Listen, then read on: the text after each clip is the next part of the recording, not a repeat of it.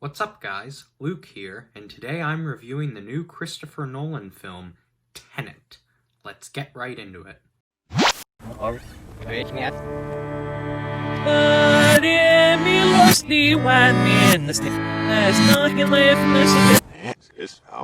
So I actually saw this movie in theaters, which is not something that I originally planned on doing, because, the pandemic and all that, I was pretty like, I don't want to be with random people in a theater.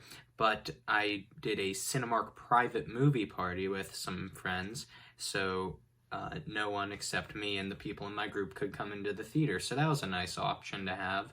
It's fairly inexpensive, so if you're a bit more germ conscious, I would definitely recommend looking into it. But anyway, let's get into the movie itself. So obviously Christopher Nolan, he's a very famous director. You've definitely heard of him. Inception, Dunkirk, the Dark Knight trilogy, Interstellar, The Prestige. His portfolio of films is very well known. So this movie stars John David Washington as a secret agent who goes by the Protagonist, who goes on a mission to save the world from a mysterious time-related threat. And that's about as much as I feel I should tell, because this film gets very complex and there's a lot of interesting stuff going on. People have said that it's hard to follow, and I agree with that to an extent.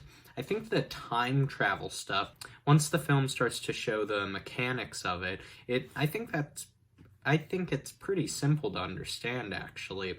I think where the film gets kind of confusing is like where certain people are coming from, who they're affiliated with, what their mission exactly is. That's kind of where I got a little lost. I think it all comes together fairly well by the end, but I would still probably want to give it another watch before I would try to explain the whole plot beat for beat, because it is very, very complicated. But yeah, I think the plot's pretty cool. It's very interesting. I do really like how you don't understand a lot at first, but then once you get into it, it's like, oh, okay, I understand that now, and things like click together in a very interesting way that's very cool to see, I think. The characters they're not always the most well developed, but it kind of makes sense for like the spy genre. They're doing all this secret stuff, so obviously their lives and backstories, and sometimes their actual names, like in the case of the Protagonist, are secret, which makes sense for a spy movie.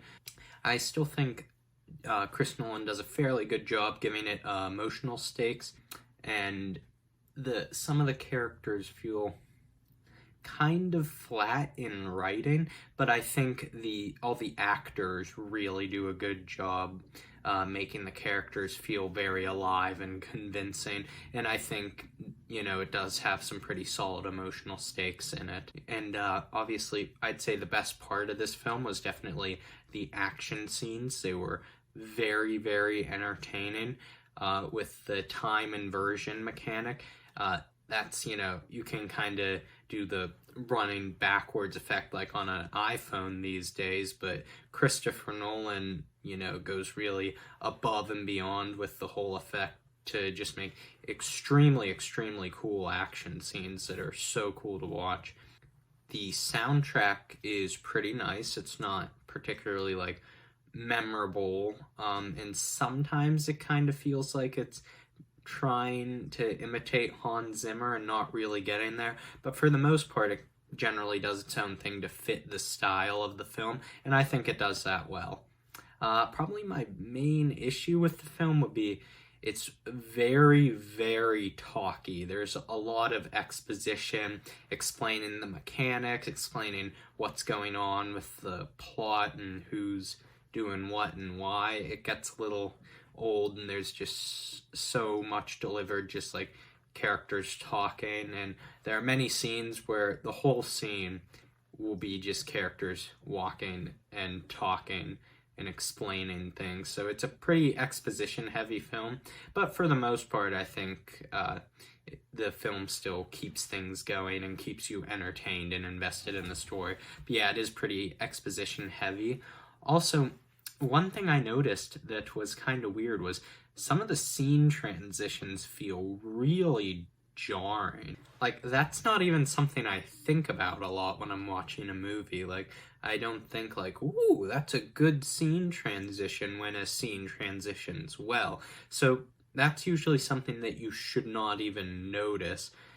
And yeah, in this film it just felt kind of weird, because normally a good scene transition have like normally when a scene ends, there's like something to give it a sense of finality, like the conversation, ends in a way, or like something happens to make it transition to the next scene.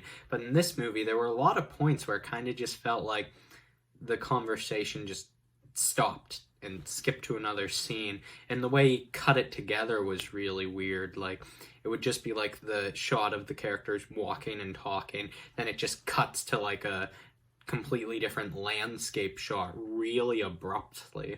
And I just found it very jarring, which, is kind of weird, because Christopher Nolan, he's such an experienced filmmaker, and even in his films that aren't like amazing, they're still pretty much always technically perfect, like in every technical aspect. So having this issue of the jarring scene transitions was just kind of weird, like just a small thing that took me out at a lot of points. But overall, it's not the biggest deal. So overall, I'd say this was not Christopher Nolan's best film, but it was still very entertaining, very well acted, visually just a marvel, and there's a lot to keep you thinking about it. You will definitely not forget about this film. It's a very memorable film that keeps you thinking.